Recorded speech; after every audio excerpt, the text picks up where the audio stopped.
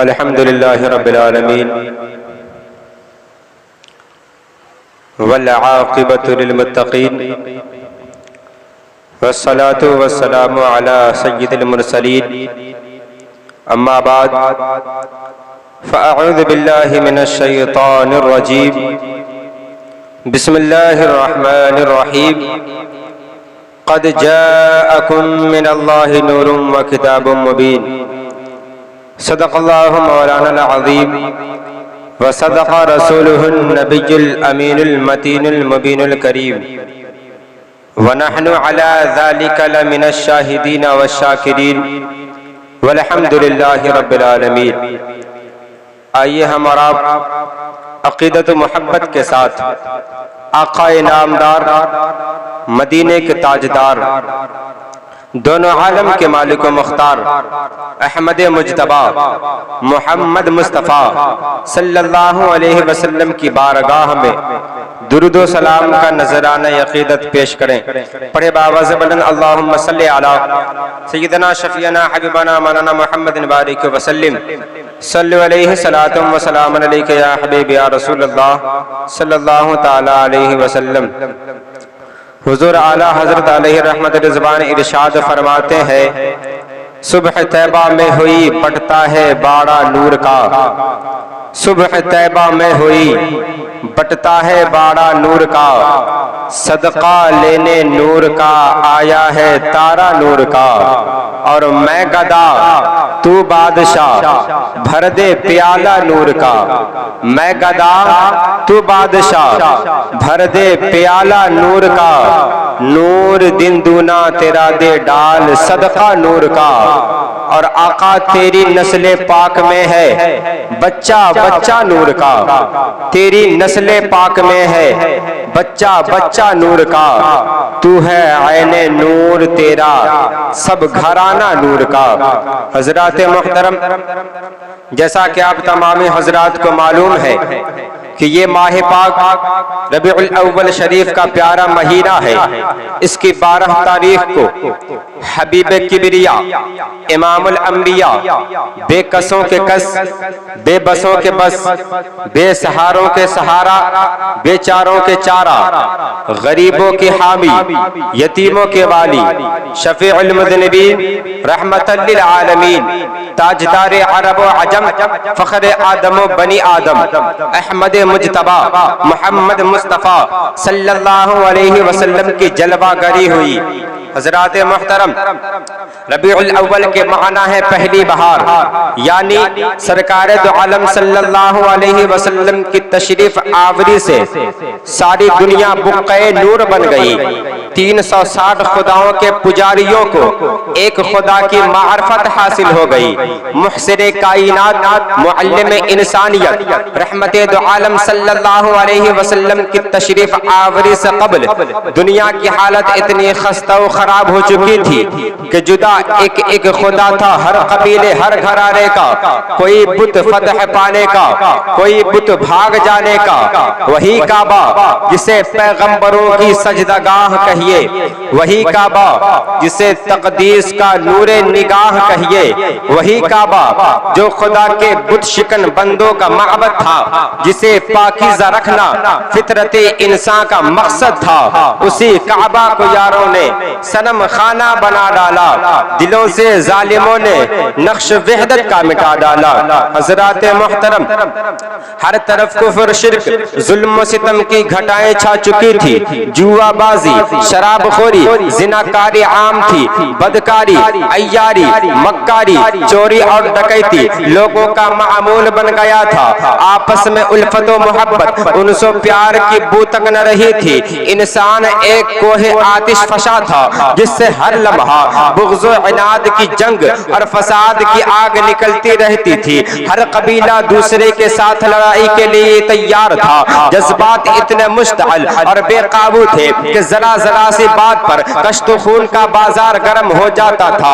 اگر ایک مرتبہ جنگ کی آگ سلگ جاتی تو صدیوں تک جلتی رہتی تھی. اوس و خزرج کی لڑائی 120 سال تک جاری رہی. کسی کے جان و مال کا کوئی تحفظ نہ تھا. جانور بھی اپنے بچوں سے بڑی محبت کرتے ہیں مگر وہ لوگ اپنی بچیوں کو اپنے ہاتھوں سے زندہ درکور کر دیتے تھے. یہاں تک کہ امن و سلامتی کی بہار آئی اور اسلام کا بادل رحمت خدا بندی بن کر برسا. حضور علیہ السلام کی تشریف آوری ہوئی تو عرب کے اجڑے ہوئے دیار میں بہار آ گئی. پھر عداوت کی جگہ محبت نے لے لی, وحشت کی جگہ انس نے لے لی, انتقام کی جگہ عفو درگزر نے لے لی, رہزنی کی جگہ رہبری نے لے لی, خود غرضی کی جگہ اخلاص و ایثار نے لے لی, غرور و تکبر کی جگہ تواضع و انکساری نے لے لی, بت پرستی کی جگہ خدا پرستی نے لے لی. لات و منات عزا و ہبل کے پجاریوں نے لا الہ الا اللہ کی صدا بلند کی.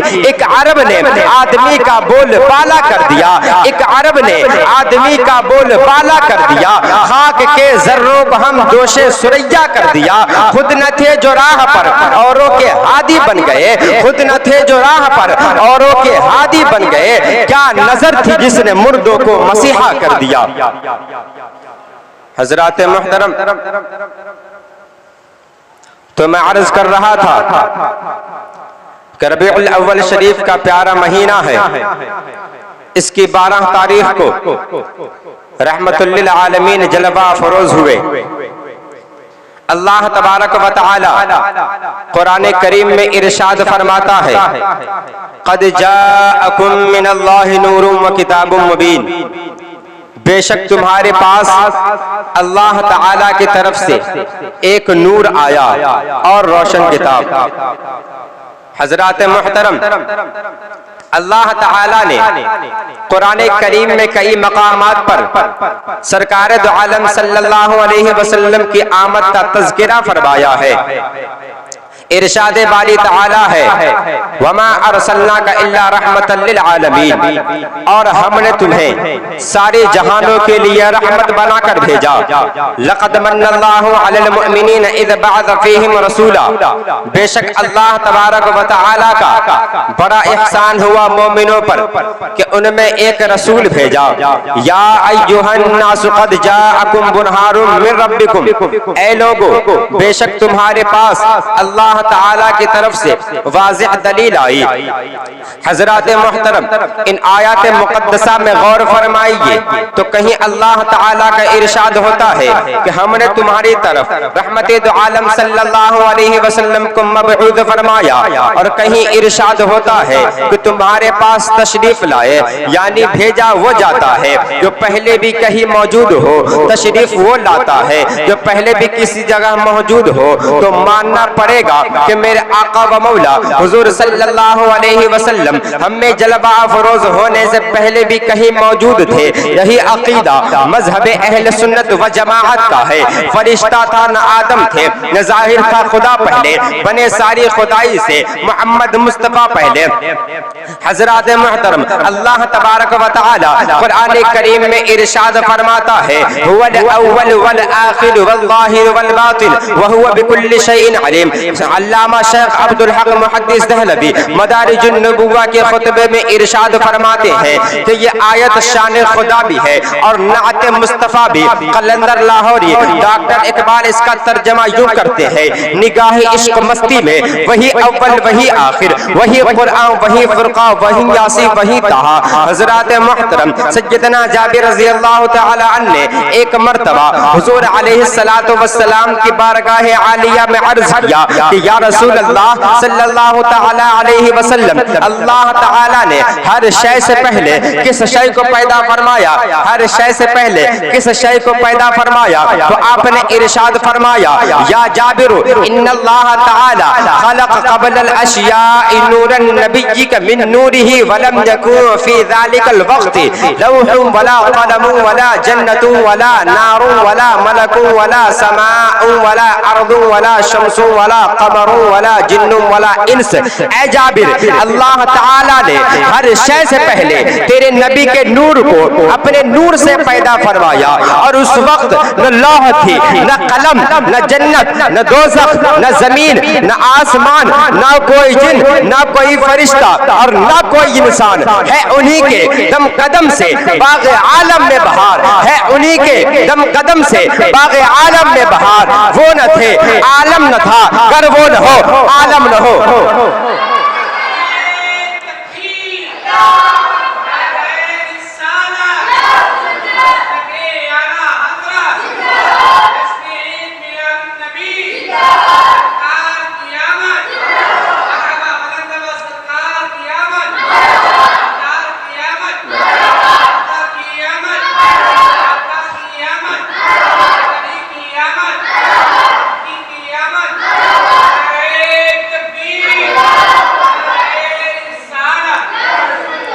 حضرات محترم، ایک مرتبہ نبی کریم رؤوف الرحیم علیہ السلام نے حضرت جبرائیل علیہ السلام سے فرمایا، اے جبرائیل تمہاری عمر کتنی ہے؟ انہوں نے کہا مجھے اپنی کچھ خبر نہیں، مگر اتنا معلوم ہے کہ چوتھے حجاب میں ایک ستارہ 70,000 سال کے بعد چمکتا تھا. ایک ستارہ 70,000 سال کے بعد چمکتا تھا. میں نے اسے 72,000 مرتبہ دیکھا ہے. حضور علیہ السلام نے یہ سن کر فرمایا، وعزت ربی انا ذالک الکوکب، مجھے میرے رب کی قسم میں وہی ستارہ ہوں. حضرات محترم، حضرت امام قسطلانی علیہ الرحمہ مواہب اللدنیہ میں لکھتے ہیں کہ جب اللہ تعالیٰ نے حضرت آدم علیہ السلام کو پیدا فرمایا تو پھر فرمایا، اے آدم اپنا سر اوپر اٹھاؤ. حضرت آدم علیہ السلام نے اپنا سر اوپر اٹھایا تو عرش کے پردوں میں ایک نور دیکھا. عرض کی، مولا یہ نور کیا ہے؟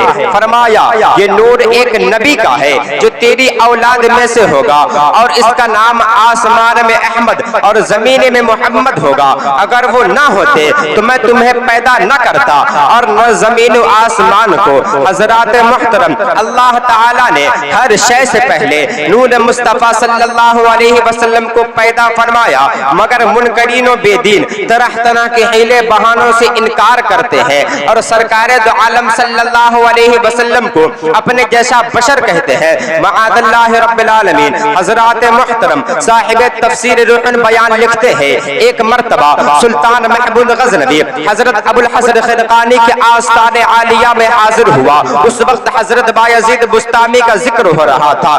سلطان محمود غزنوی نے عرض کیا کہ وہ کیسے بزرگ تھے. حضرت ابو الحسن خرقانی نے جواب دیا کہ وہ ایسے مرد کامل تھے جس نے انہیں دیکھا ہدایت یافتہ ہو گیا. پھر سلطان محمود غزنوی نے عرض کیا کہ ابو جہل نے حضور اکرم صلی اللہ علیہ وسلم کو بار بار دیکھا مگر ہدایت نہ پا سکا. پھر حضرت ابو الحسن خرقانی نے جواب دیا کہ ابو جہل نے حضور اکرم صلی اللہ علیہ وسلم کو نہ دیکھا بلکہ اس نے محمد بن عبداللہ یتیم ابی طالب کو دیکھا. آنکھ والا تیری جوبن کا تماشا دیکھے، دید اے کور کو کیا آئے نظر کیا دیکھے. ظاہر کی آنکھ سے نہ تماشا کرے کوئی، ہو دیکھنا تو دید اے دلوا کرے کوئی.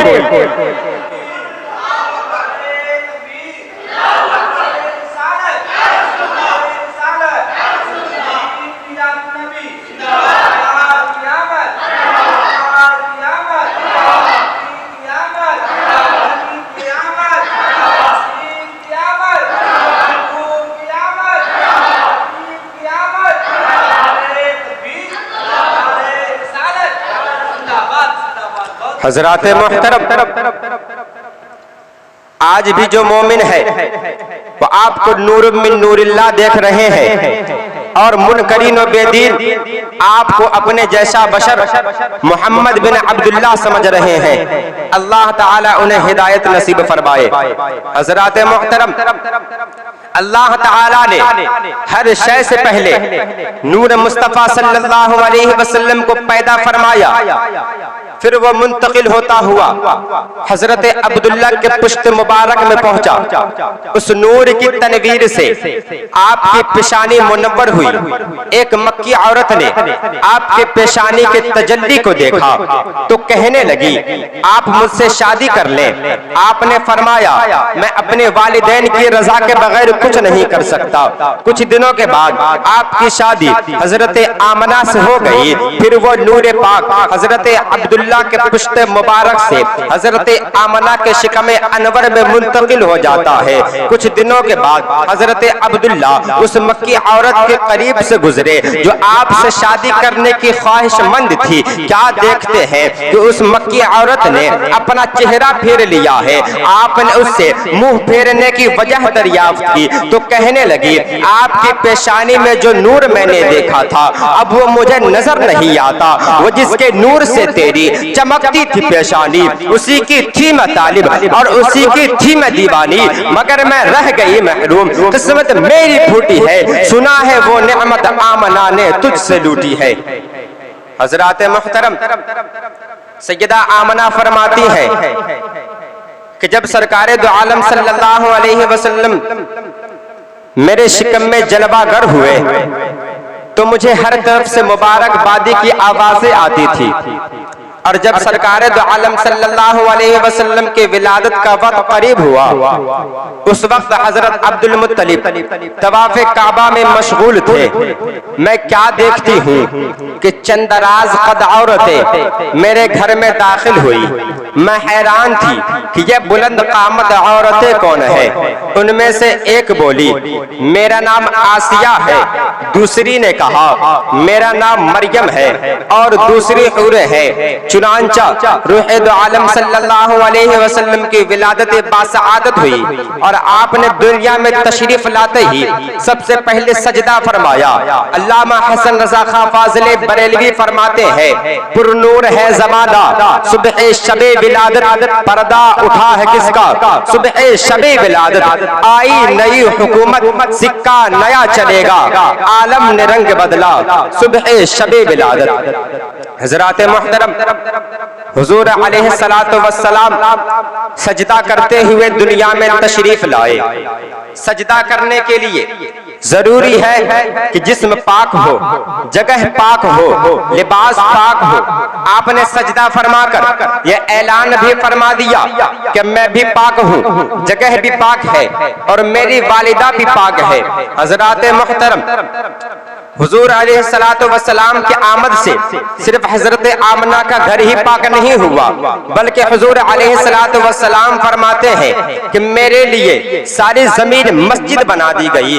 حضرات محترم حضور علیہ السلام کے قدموں کی برکت سے زمین شرق سے لے کے غرب تک, شمال سے جنوب تک, تحت الثری تک پاک ہو گئی. نبی کے مثل بننے والوں جہاں تم قدم رکھو زمین بھی تم سے پناہ مانگتی ہے. حضرات محترم حضرت خلیل اللہ علیہ السلام کے جہاں قدم لگے اللہ تعالیٰ فرماتا ہے وَاتَّخِذُوا مِن مَّقَامِ إِبْرَاهِيمَ مُصَلَّى, اور ابراہیم علیہ السلام کے کھڑے ہونے کی جگہ کو مصلی بناؤ. اللہ کی بندی حضرت ہاجرہ کے جہاں قدم لگے اللہ تعالیٰ فرماتا ہے ان الصفا والمروہ من شعائر اللہ, بے شک صفا اور مروہ اللہ تعالیٰ کی نشانیوں میں سے ہے. حضرات محترم حضرت آدم علیہ السلام کے قدموں کی برکت سے میدان عرفات پاک ہوا.